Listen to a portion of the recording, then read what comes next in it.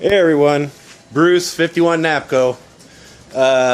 Just trying to touch base with everybody again on the 51 and let them know what kind of progress I'm making and what kind of thoughts I have about it.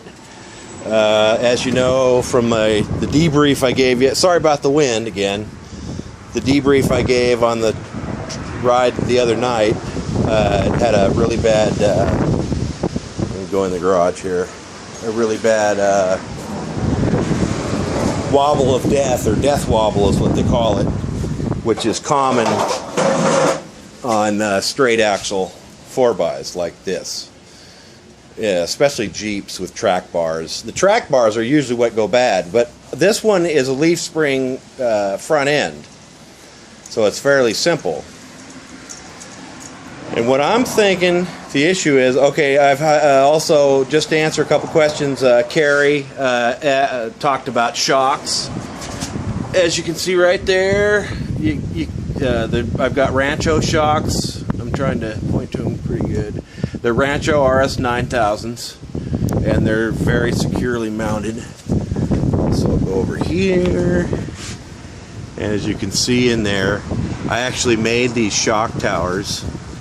So it's got heavy duty shocks on it,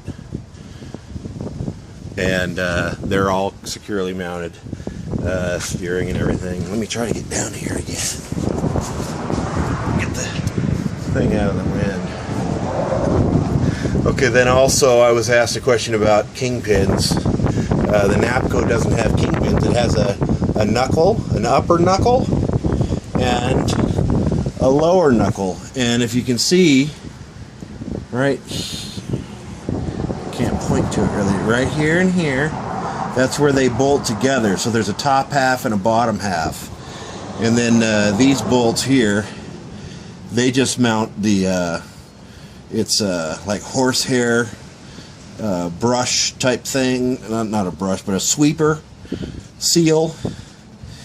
And then you have the bottom bearing cap down here, and it's also, there's shims in there so you can dial it in. And then on the top, where the steering arm is, this is the other cap, but it's also the steering arm.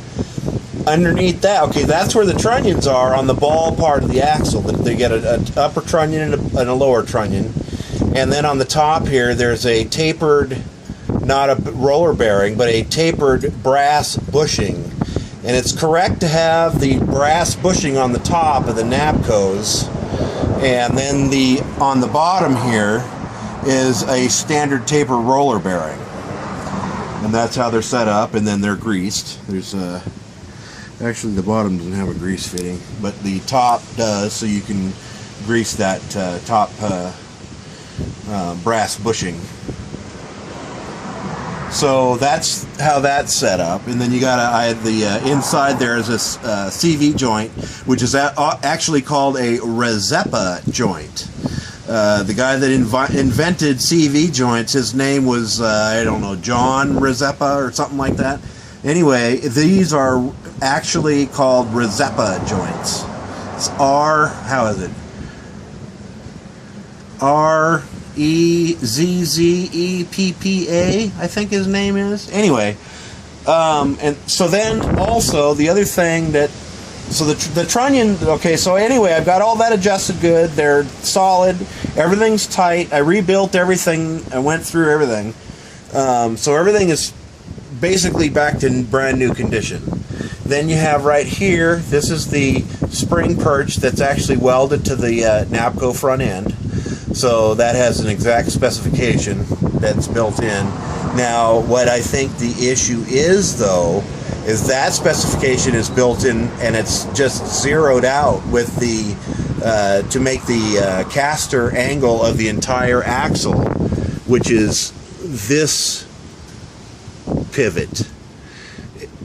And that's what I think the issue is, because I don't, and then you can see over there that one, I don't have any shims in there at all. I did have some shims, and I had shims in it at one time when I was rebuilding everything. One of them was, they were just junk, so I pulled them out. Anyway, and I figured I'd try like this, at the point that I put it all together. So, I need to put shims back in there. I need to get better ones and then put shims back in there, because right now I think I have at 0 at most caster angle. And let me try to show you that. If you look, here's the truck, and then I'll get closer.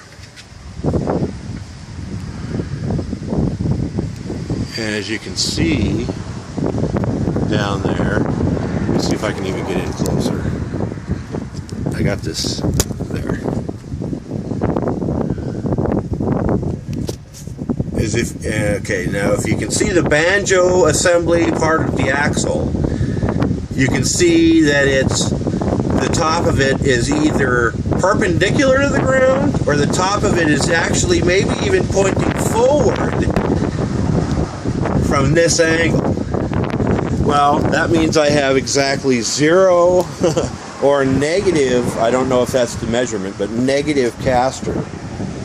And that, I'm pretty sure, is the problem that I'm having. Another issue, or another thing with these old advanced design pickups, is the way the springs are, and the way that the frame is built like an A-frame, so it actually goes more towards the center in the front. Can't really tell with this picture. Hang on a second. Wish it wasn't so damn windy. Anyway, if you can see the springs, I'm trying to do it so there's not a lot of wind, but if you can see the springs, they taper towards the front of the truck inwards. So I would say, let's just say if I'm throwing a number at it, I'd say that the front spring perches and the distance apart the springs are is, let's just say, 2 feet. And the rear of the springs are probably 2 feet 3 inches apart. So they're not parallel like modern vehicles are. So with that no caster and the leaf springs angling in, both, which makes I'm guessing that the dynamics of the whole front end different. With those springs angling in like that and no caster, I'm pretty sure that's my problem.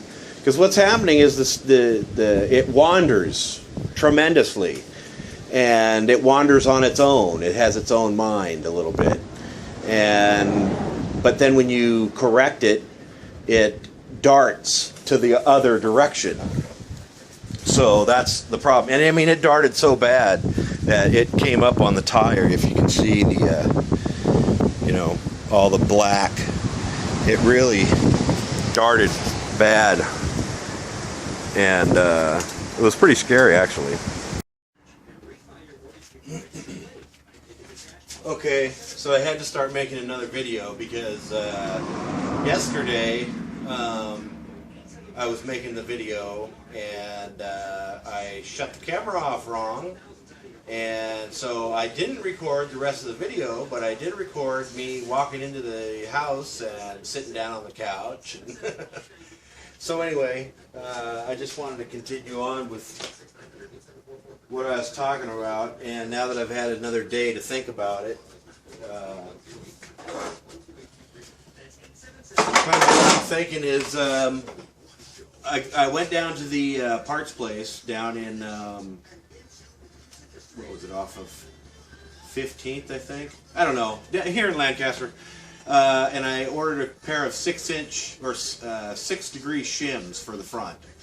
And because what I'm figuring, when I just eyeballed it, basically, and I think I showed you in the last part yesterday, when I eyeballed it, it looked 0 or negative caster to at least a degree or 2, I'm guessing. So I figured I'd get 6-degree shims.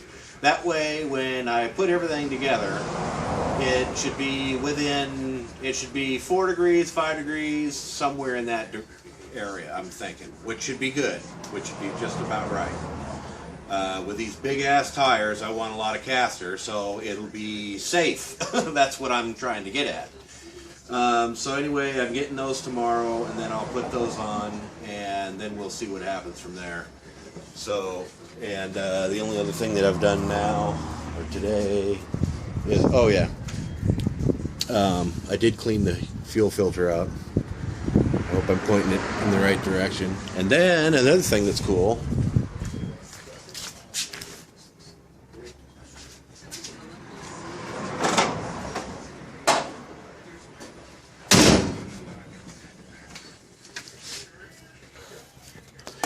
I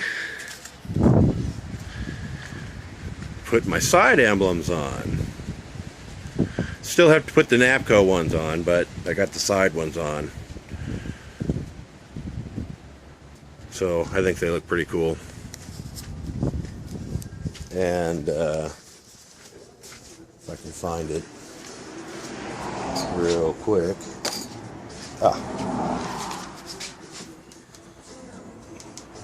There's the Napco one. So anyway, that's about what I got going on. I'm just waiting for those shims now. Till the next update.